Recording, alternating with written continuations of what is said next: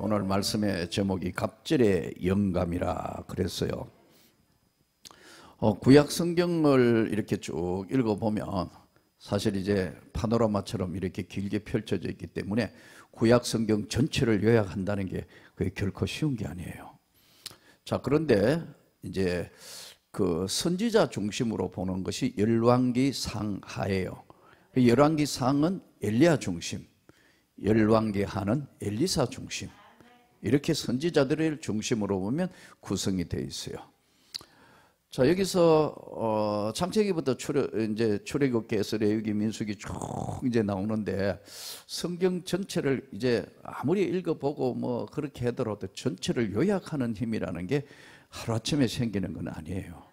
제가 우리 성도님들 보고 성경을 서라, 또 뭐 신약 성경을 몇 번 읽으세요, 구약 성경도 몇 번 읽으세요. 그렇지만 사실은 성경을 대하지만 성경에 해박한 지식을 가지지 않는 이상은 잘 성경 깊이를 몰라요. 또 그리고 성경을 깊이 이해해야 사실은 신약 성경에 와서 예수님이 하신 말씀이나 사도행전이나 로마서, 고린도전후서, 갈라디아서, 에베소서, 뭐 빌립보서 이런 서신서들도 충분히 이해할 수 있는 배경이 돼요. 그럼 바꿔 이야기하면 구약 성경 전체에 대한 해박한 해석과 지식을 가지고 있으면 신약 성경이 쉽게 열려진다는 거예요. 이제 열왕기 상은 엘리야 중심이고 열왕기 하는 엘리사 중심이라고 제가 말씀을 드렸죠. 자, 오늘 엘리야, 엘리사 시대에 있었던 구약 시대 때 그 시대 전반에 있었던 게 뭐냐면 그 앞에도 있었고요. 도피성이라는 제도가 있었습니다. 도피성이 이스라엘 당시의 나라는 48개 성읍이 있었어요. 48개 성읍. 우리로 이야기하면 뭐 시, 도 이런 이제 도는 아니겠고 이제 아마 시, 면 이런 단위처럼 이렇게 48개 성읍의 중심으로 해서 모여 살았어요. 그런데 사람이 살다가 보면 고의적이냐 아니면은 계획적이냐, 사람이 사람을 죽이는 건 무조건 사형이에요. 그렇잖아요? 그래서 이스라엘 나라의 법령 제도 그게 10계명이에요. 그 다음에 이제 율법이 나오고요. 쭉 이렇게 나오는데 사실은 성문화된 성문화법들, 함무라비 법전도 있고 인류의 역사를 보면 법이 쭉 정해진 게 비슷해요. 근데 가장 모법이라고 볼 수 있는 게 10계명이에요. 안 믿는 사람들에게는 1, 2, 3계명은 해당이 안 되잖아요. 예? 나 외에 다른 신을 섬기지 말라. 너를 위하여 새긴 우상을 만들지 말라. 안식일을 기억하여 거룩히 지키라. 막 이런 계명들은 하나님 믿는 백성에게는 당연한 거지만은 안 믿는 백성에게는 해당이 안 되잖아요. 예? 네 부모를 공경해라. 그럼 모두에게 해당하는 거란 말이에요. 종교를 초월해서. 예? 살인하지 말라, 간음하지 말라, 도적질하지 말라. 이거는 범하면 지금도 형법에 의해서 제재를 받는 거예요. 이 성령의 사람은 하나님의 성령으로 이끌림을 받지 아니하면 우리가 생각하는 세상하고 하나님이 보시는 세상이 다르기 때문에 항상 성령의 사람은 말씀을 붙들어야 되고 기도하여 깊은 기도를 통하여 하나님께 늘 가까이 있어야 하고 동시에 믿음으로 살아야 하는 것이 성령의 사람들에게 하나님이 요구하시는 거예요. 오늘 본문에 이제 엘리야 시대 때 아까 말씀드린 것처럼 48개 성읍에서 6개 도피성이 있었어요. 부지 중에 고의적으로 살인을 한 게 아니고 부지 중에 살인을 할 경우도 있다. 그 예를 들면 이런 거예요. 도끼를 들고 나무를 이렇게 하는데 도끼 자루가 빠져버렸다. 근데 이 도끼 자루가 날아가서 옆에 사람에게 맞아서 사람이 사망했다. 그럼 어떻게 돼요? 실수로 사람을 죽인 거 아니에요. 그러나 살인한 자는 반드시 살인한 자는 죽이게 율법에 되어 있으니까요. 그럼 어떻게 해요? 그 죽은 사람들의 가족과 부모가, 형제가 가만히 있겠어요? 죽이려 그럴 거 아니에요? 그래서 할 수 없이 이 제일 가까운 48개 성읍 중에서 6개 도피성이 있는데 제일 가까운 데로 빨리 도망가야 되는 거예요. 도망가서 그 안에 들어가면 못 죽이는 거예요. 법이. 이게 도피성 제도예요. 그러나 고의로 살인한 자는 도피성에 들어올 수 없어요. 그럼 죽여요. 그러나 부지 중에 고의 아니게 어쩔 수 없는 살인을 하게 될 경우에 도피성 안에 들어가면 그 안에 있어야 돼. 밖에 나오면 죽어요. 그런데 언제까지 그 안에 있을 수 있느냐? 그 안에 들어갔는데 그 안에 성 안에 도피성 안에 대제사장이 돌아가시면 밖에 나올 수 있어. 그러니까 도망자는 대제사장이 늙은 제사장이면 희망이 있어. 근데 자기보다 젊은 대제사장이면 먼저 죽어버려요. 뭔 말인지 이해가 되죠? 이게 도피성 제도예요. 또 하나는 지금 이제 구약 성경을 여러분 쉽게 이야기하는 겁니다. 난 사실 집사 때 이게 성경 100독 이상을 읽었어요. 지금 생각하니까 하나님이 선생할 때 목사를 만들기 위한 과정이었던 것 같아요. 나는 지금 이제 내 인생을 돌아보니까 그런 것 같아요. 그러니까 뭐 신학교 가도 무슨 이야기 지금도 그렇지만 성경 하도 100독까지는 카운트했는데 그 다음에는 카운트를 안 했어 이제. 그러니까 성경만 들면 빙빙빙빙빙 성경 하나가 다 돌아간다고 얘기해. 그 끝에 목회인 것 같아요. 자, 그런데 또 하나의 제도가 뭐냐 하면요, 선지학교 제도예요. 이 선지학교가 오늘 이야기하면 신학교예요. 이게 엘리야 때도 있었고 엘리사 때도 있었던 거예요. 신학교가 신학교가 여러 군데 이제 있었는데, 이제 이 신학교에서 오늘 본문에도 보면 신학생이 50명이 나오가 엘리야하고 엘리사가 어떻게 되는가 지금 이야기하잖아요. 본문에요. 이 엘리사 시대 때도 이제 그 신학생의 남편이 죽으니까 아내를 어떻게 도와줄 것인가 이야기가 나오는 거예요. 그러니까 엘리야 때 엘리사 때 신학교, 그걸 선지학교라고. 지금도 신학교 이름들을 이야기하면 구약적 개념을 가져와가 선지학교에 갔다. 지금은 아니에요. 개념이 그런 개념을 하고, 교회당도 하나님 성전, 예배당이지 성전 개념은 아니거든요. 정확하게 성경적으로 정리하면 교회가 무엇이냐? 구원받은 하나님 백성이 모인 게 교회예요. 건물은 예배당이에요. 이게 정확한 성경적 해석이에요. 자, 그런데 이 엘리사 신학교 안에 엘리사는 학생이었을 것이고, 이제 엘리야는 교장 선생, 쉽게 하면 총장. 엘리야가 많은 능력을 일으키고 막 하니까 엘리사뿐만 아니라 많은 사람들이 있었는데, 본문으로 다시 이제 한번 돌아가 보겠습니다. 자,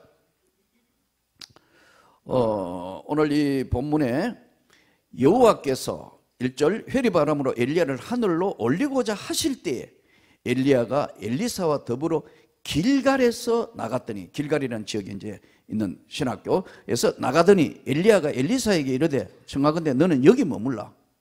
엘리야는 엘리사에게 계속 주문하는 게 뭐냐? 나 따라다니지 말고 여기서, 나 따라하지 말고 여기서 3번 반복해요. 너는 여기 머물라. 계속해서 보면 그렇습니다. 여호와께서 나를 베델로 보내시라 하니 엘리사가 대답은 또 똑같이 3번 대답이 똑같아요. 여호와께서 살아계심과 당신의 영혼이 살아있음을 두고 맹세하노니 내가 당신을 떠나지 않습니다. 여기 머무르라. 따라오지 마. 아니, 죽기 살기 갈 거요. 아주 우리말로 쉽게 하면 죽어도 안 떨어져. 껌딱지처럼 붙어서 오지 마. 껌딱지처럼 붙을 거야. 오지 마. 지금 이런 얘기 아주 쉽게 이야기하면 이 비유가 맞는지 모르겠는데 계속해서 그거예요.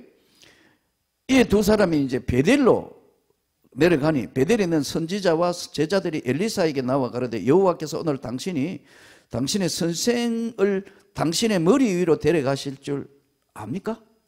즉 성천할 것을 하나님이 꽉 데려가시는 걸 알고 계시나요? 이렇게 지금 묻는 거예요. 나도 또한 아노니. 아무 소리 하지 마, 가만히 있어. 이거 보면 엘리야와 엘리사 사이가 특별한 관계이기도 하고, 제자 중에 여러 명 있지만은 엘리사가 최고의 리더급이기도 하고, 아주 묘한 지금 선지 학교의 지금 하나의 그림을 볼 수 있어요. 자, 여기서 4절 엘리야가 그에게 이르되 엘리사야 청하건대 너는 여기 머물라.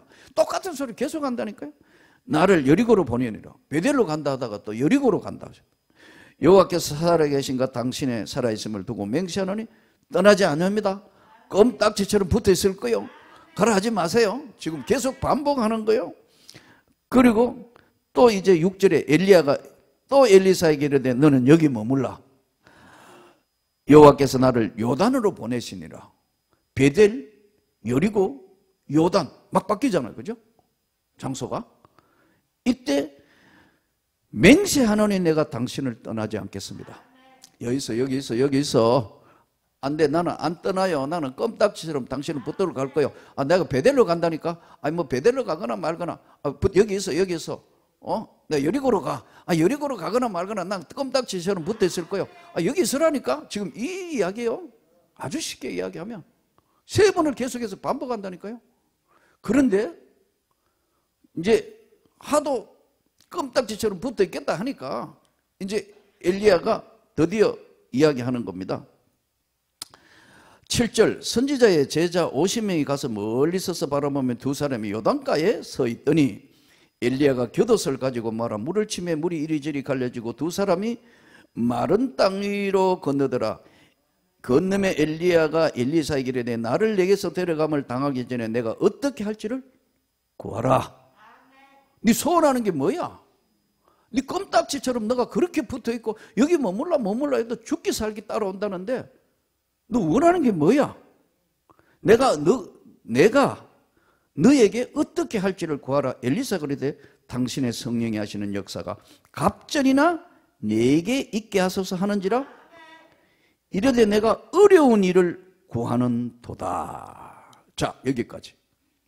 자, 여기서 갑절의 영감이 오늘 주제인데, 갑절의 영감. 갑절의 영감이라는 것은 이 표현이 뭐냐면요, 이제 이스라엘 나라는 장자 상속법이 있어요. 장자에겐 2배 주는 거예요. 장자에겐 2배를 준다고. 왜냐하면 형제들을 다 거느려야 되니까. 갑절의 영감이라는 것은 뭘 이야기하느냐면 상속받는데, 이 표현이 그렇다는 거예요. 즉 이야기하면은 더 큰 은혜를 나한테 주십시오. 내가 할 일이 많으니까 더 큰 은혜를 내게 주세요. 이걸 구한 거예요. 근데 답변이 뭐예요? 네가 어려운 걸 구한다. 네가 어려운 걸 구한다. 그건 무슨 말이죠? 이 성령의 역사와 은혜의 역사는 인간이 주는 게 아니다. 엘리야가 주는 게 아니라고요. 하나님이 주시는 거란 말이에요. 하늘로부터 주시는 은혜의 역사이지. 그래서 네가 소원하는 건 맞는데 네 정말 어려운 거 구한다. 왜? 자기가 주는 게 아니라는 거예요. 이 정확한 해석을 우리가 알고 오늘 갑절의 영감은 하늘로부터 하나님이 주시는 은혜라는 걸 알아야 되는 거예요. 두 번째, 엘리야가 자기 권한이 아니고 하나님의 권한을 이야기하는데 불수레와 불말이 11절 한번 보십시오. 두 사람이 길을 가며 말하더니 불수레와 불말들이 두 사람을 갈라놓고 엘리야가 회리바람으로 하늘로 올라가더라. 불수레와 불말, 영안이 열려졌다네요. 영안이 열려져서 이 놀라운 세계를 보게 된 것을 지금 이제 이야기하고 있는 거예요. 불수레와 불말들이 두 사람을 갈라놓고 엘리야가 회리바람으로 하늘에 올라가더라. 곁옷을 가지고 막 이리저리 쳤다.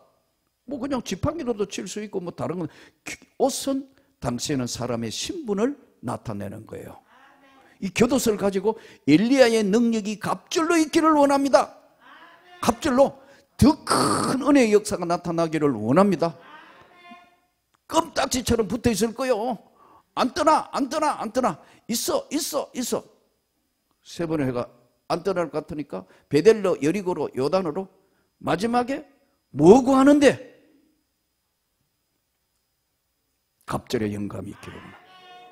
어려운 거 구한다. 왜요? 인간이 주는 게 아니다. 하나님이 위로부터 주시는 은혜이다. 그래서 이 지금 엘리야와 엘리사 사역을 보면요, 엘리야는 능력과 권능과 이런 것들이 강하게 나타나면서 우상 정리를 하는 역할을 하는데, 엘리사 사역은 상당히 섬세하게 갑니다. 섬세하고 성숙한 사역으로 가요. 오늘 저는 여러분들이 하나님 앞에 이 은혜를 입기를 축복합니다. 갑절의 영감이 있기를 축복합니다. 이것은 이덕진 목사가 주는 것이 아니고 하나님이 교단에 여러분에게 부어주시는 은혜라는 거예요. 우리가 하나님의 은혜를 바로 알아야 바로 받습니다. 성령의 역사는 하늘로부터 주시는 은혜예요. 야고보서 1장 17절, 한번 야고보서 1장 17절 말씀을 한번 띄워주세요. 자, 같이 읽겠습니다. 온갖 좋은 은사와 온전한 선물이 다 위로부터 빛들의 아버지께로부터 내려오나니 그는 변함도 없으시고 회전하는 그림자도 없으시느니라. 하나님이 위로부터 빛들의 아버지께서 주시는 은혜예요. 이 은혜가 인간의 상상을 초월하는 하나님의 권세와 능력으로 나타나기를 축복합니다. 첫 번째는 엘리야가 이야기한 그대로 사람이 주는 것이 아니다. 하나님께서 위로부터 빛들의 그림자도 없으실 만큼 하나님이 위로부터 부으시는 은혜. 두 번째, 사도행전에 와가 가만히 보니까 성령 받은 사람이 성령의 역사를 일으켰다. 당연한 거잖아요. 하나님의 성령 받은 사람이 성령을 일으키는 거예요. 나도 목회를 35년 11개월이면 거의 36년을 했는데, 내가 만난 많은 목회자 중에 진짜 성령 받은 사람, 이 성령의 불을 받은 사람, 또 여러분 하나님의 말씀을 여러분이 전하고 듣는데 성령의 음성을 듣는 건 귀에 속속 들어오게 금세금세 가슴 속에 파고들어오며 영혼에 파고들어오며, 성령 받은 사람은 성령이 하는 음성을 아는 거예요. 그래서 이게 전혀 영적 교통이 안 되는데 앉아있으면 답답한 거예요. 물에 빠진 것처럼 답답한 거예요. 그러나 여러분 반드시 알아야 되는 것이, 문제가 성령의 역사와 동시에 여러분들이 말씀에 붙들리지 않으면은 아까 이야기한 것처럼 무슨 이야기를 하는지 모르는 거예요. 그래서 저는 여러분들이 성경 읽기를 진심으로 권합니다. 예수 믿는다 하면서 1년에 1독도 안 해요. 뭔 얘기야 이게? 예수 믿는다, 집사, 권사, 뭐 1년에 성경을 1독도 안 해요.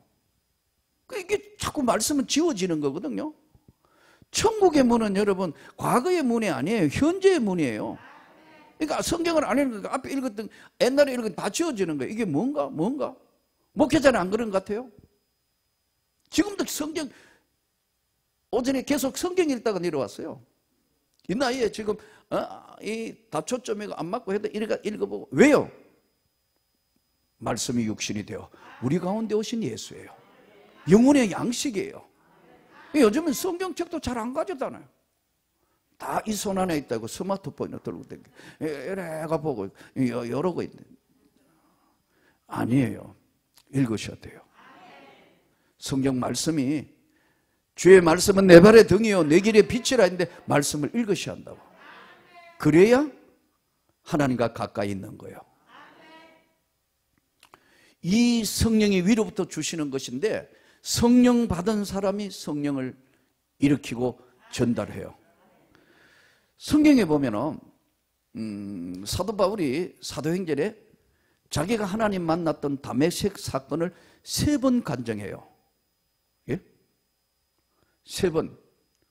9장, 22장, 26장 이렇게 보면은, 내가 다메섹에 있는 형제들에게 이 참 이제 자기가 대제사장 공문을 받아가지고 예수 믿는 자를 핍박하러 가다가 변화가 일어났다.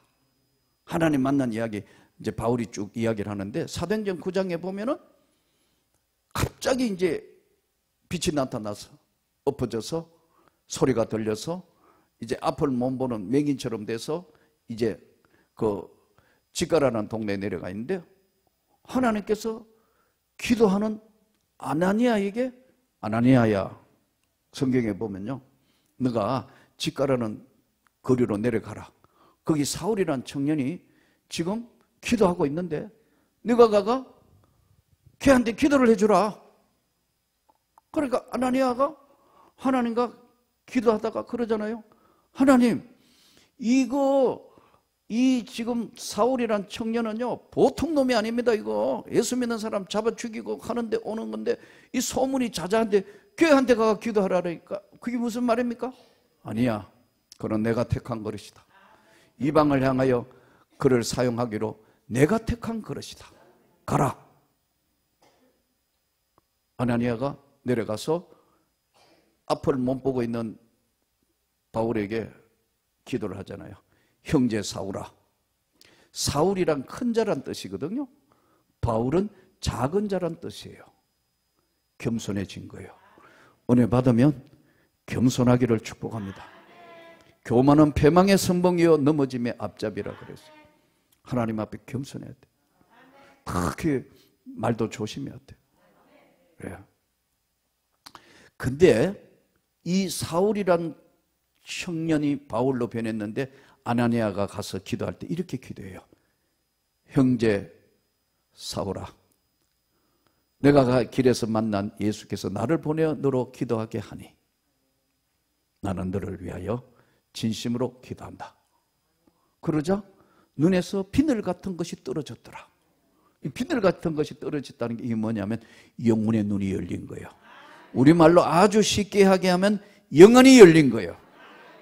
사랑하는 성도 여러분, 오늘 엘리야가 엘리사와 대화하는 장면에서 갑질의 영감이 내게 있기를 원합니다. 인간이 주는 게 아니고 하나님이 주시는 것이다. 두 번째 보세요. 얼마나 많이 거절합니까? 여기서라니까? 여기서 내가 목숨을 걸고 내 영혼 하나님 앞에 맹세하노니 내가 당신을 떠나지 않습니다. 내가 당신의 영혼이 살아있음을 두고 여호와의 살아계심과 하나님 살아계신다면 나 절대 떠나지 않는다. 당신을 붙들 거다. 이야, 결사적이잖아요. 3번 거부, 3번 이러니까 안 될 것 같으니까 뭐 구해? 갑질의 영감을 구한다. 그래? 어려운 거 구하는구나. 하나님이 주실 거다. 오늘 하늘로부터 내리는 은혜를 구하여 충만한 역사로 변화되기를 축복합니다. 기도가 능력이 되게 하시고 말씀이 능력이 되게 하시고 성령의 역사가 권능이 되게 하옵소서. 엘리야가 엘리사에게 한 이야기 그대로 어려운 걸 구했는데 그대로 됨으로 하나님의 한 시대에 엘리사 세대를 열어가는 거예요. 사랑하는 성도 여러분, 오늘도 우리가 하나님이 주시는 이 은혜 충만하게 받기를 주 예수 이름으로 축복합니다. 성령 받은 사람이 성령 받는 데 있을 때 같이 역사하기 때문에 이렇게 기도원에 모여서 기도할 때 성령을 경험하게 되는 거예요. 또 이미 성령을 받은 사람은 다시 재충전하는 충만하게 채우는 역할을 하게 하는 거예요. 이 성령이 강력하게 임하면은 하나님께서 영적 분별할 수 있는 영분별의 은혜를 주세요. 또 하나님이 영적 권세를 주세요. 영적으로 기도할 때 하늘의 놀라운 능력이 나타나는 영적 권세, 하나님의 말씀을 읽을 때 그것을 깨닫게 하는 영감, 또 하나님께서 우리에게 주시는 영역, 영성, 이 모든 것은 하늘로부터 주시는 은혜예요. 인간의 힘으로 주는 것이 아니란 말이에요. 오늘 또 한번 구하기를 축복합니다. 생각지도 아니하는 기도 속에서 하나님이 질병의 치유도 주시고 말씀을 들을 때 회개의 영을 부어주시고 은혜를 받을 때 성령의 놀라운 능력과 권능을 은혜를 체험하면 바뀌는 거예요. 사람이 바뀌어요. 아까 말씀드린 내가 가르치던 제자들 중에는 우리 교회 권사들도 있고 남편은 장로들이고 뭐 장로님들도 있고 하나님이 복을 주시는 거예요. 또 제가 본 많은 세계는 오늘날도 우리가 하나님 앞에 간절히 구하는데 이렇게 구해야 됩니다. 첫째는 욕심으로 구하면 안 됩니다. 내 욕심으로 구하는 게 아니에요. 첫째는 하나님의 은혜를 사모해야 합니다. 두 번째는 내 지나온 삶의 부족과 내 모자라는 걸 하나님 앞에 회개할 때 회개할 때 부으시는 성령이에요. 너희가 각각 회개하여 성령을 선물로 받아라 그랬어. 내가 이거 욕심으로 구해가 뭘 어떻게 해가지고 뭐 나 대단한 하나님 나를 불쌍히 여기시라고, 나를 치료해 주시라고, 하나님 나를 긍휼히 여기시라고, 하나님 나와 함께 하시라고. 그럴 때 회개할 때 하늘로부터 내리는 놀라운 역사와 능력이 나가는 겁니다. 저는요 이 은혜를 받기 전에 한 계기가 있었어요. 제가 86년도 2월 13일에 그 성령의 불을 받았는데 1월 달에 징조가 있었는 거예요. 그러니까 이거를 하나님께서 미리 하시는 예비 동작이신 것 같아요. 마음이 공허한 거예요. 86년도 되니까. 왜냐하면 나이도 이제 35, 36이 되는데 내가 이 시골 학교에 계속 있어야 되는 건가? 적어도 교수는 해야 되는 거 아닌가? 시골 학교에 이제 중간에서 뭐 교육위원회에서도 대구 시내 1급지로 들어오라는 등 뭐 주변에서 막 그러는데 시골 학교에 있으니까 시야가 좁아지잖아요. 사람이 사는 게요, 우리나라 옛날 말에 사람 나면 서울로 가고 말은 제주도로 가라 그러잖아요. 이 시골에 사니까요 뭐 돌아봤자 동네 사람 다 한다니까. 조금 있으면 면단이에요. 너희 집에 숟갈 몽댕이 몇 개인지 다 한다니까요. 학부형들 뭐 다 얼굴 다 좋은데 한 5년 있으니까. 근데 예수 믿는다고 정신없이 막 한데 누가 나에게 좋은 조건으로 다시 이제 대구 시내로 학교 교사 발령을 낼 테니까 돌아라 하더라고. 내가 첫 번째 한 말이 뭔 줄 아세요? 열심히 은혜 받고 예수 믿었을 때니까 예수 믿기 바빠가 갈 수가 없다 그래요. 이게 오늘 우리로 이야기하면 얼마나 바보 같은 대답인데, 더 좋은 조건으로 오라는데 예수 믿기 바빠가 못 간다니까 딱 대답이 뭐냐면 미친놈 이러더라고요. 그런데 그 기간 속에 있으면서도 그렇지만도 채울 수 없는 게 있는 거예요. 내 영혼에 채울 수 없는 거. 그때 내가 맨날 내가 한 말이 아내에게, 우리 집 사람은 5대를 믿는 집안의 여자니까 내가 아내와 내가 주변 사람한테 늘 한 얘기예요. 이 터질 듯한 이 가슴을 채울 수 없는 이거는 뭐로 채워야 되냐? 집에 가면 아내도 있고 자식도 있고 다 있고 뭐 직장도 있고 다 있는데도 채울 수 없는 이거는 어떻게 채워야 되느냐? 이거는 하나님의 은혜로 채워야 되는 거예요. 하나님의 은혜로 채워야 되는 거라고. 근데 이게 이제 이 공허하니까 나는 여러분들이 이 기도원 성산에 올라온 이유를 충분히 알아요. 채울 수 없는 것을 채워주시는, 기도할 때 채워주시는 은혜가 있기 때문에 이 자리에 온 거예요. 또 간절한 기도의 제목이 있기 때문에 올라와서 기도할 때 하나님의 성령께서 기도에 응답해 주시기 위해, 치료해 주시는 하나님의 역사를 경험하기 위하여 이 자리에 올라온 거 아니에요. 그걸 충분히 이해한다.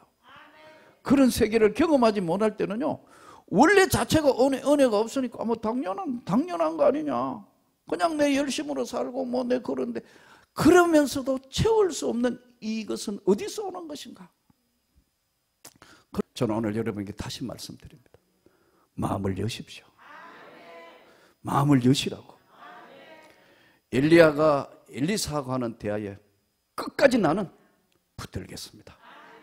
네가 어려운 걸 구하는구나. 그래, 하나님이 주시는 것이며 여러분들이 아무리 뭐한다 하더라도 여셔야 나같이 강팍한 인생도 하나님의 은혜 주실 때 예비하신 것처럼 오늘 마음을 열어 성령의 불을 받기를 원합니다. 충만으로 채우기를 원합니다. 예수의 권세와 능력이 여러분에게 임하기를 주 예수 이름으로 축복합니다. 예수 이름으로 능력받기 원합니다. 예수 이름으로 해결되기 원합니다. 우리 다같이 주여 삼천의 통성으로 기도합니다. 주여, 주여, 주여. 살아계신 하나님, 하나님 축복하여 주시고 하나님 역사하여 주시옵소서. 갑절의 영감이 나타나게 하옵시고 갑절의 영감이 나타나게 하옵시고 종에게 은혜를 다하여 주시기를 기도하고 원합니다. 아버지, 자비를 베풀어 주시고 함께하여 주시옵소서.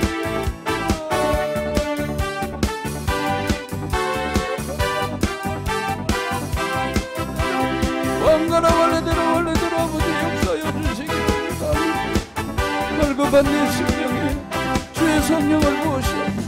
주의 성령을 부으시오. 걸거받는 심령에 주의 성령을 부으시오. 걸거받는 심령에 주의 성령을 부으시오. 걸거받는 심령에 주의 성령을 부으시오. 걸거받는 심령에 주의 성령을 부으시옵소서. 성령을 부으시옵소서.